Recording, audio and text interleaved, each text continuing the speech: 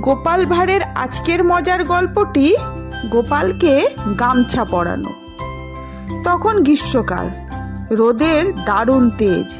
এই অবস্থায় গোপাল বাজার থেকে বাজার করে ফিরছিল তার এক প্রতিবেশীর সঙ্গে।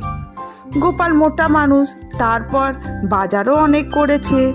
তখনও গোপালের বাড়ি পৌঁছাতে আধ ঘন্টার পথ বাকি।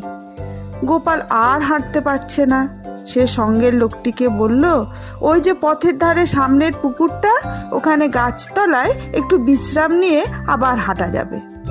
তারা দুজনে গিয়ে একটা গাছতলায় বসলো। কিন্তু অতিরিক্ত গরমের জন্য গোপাল স্থির থাকতে পারছিল না।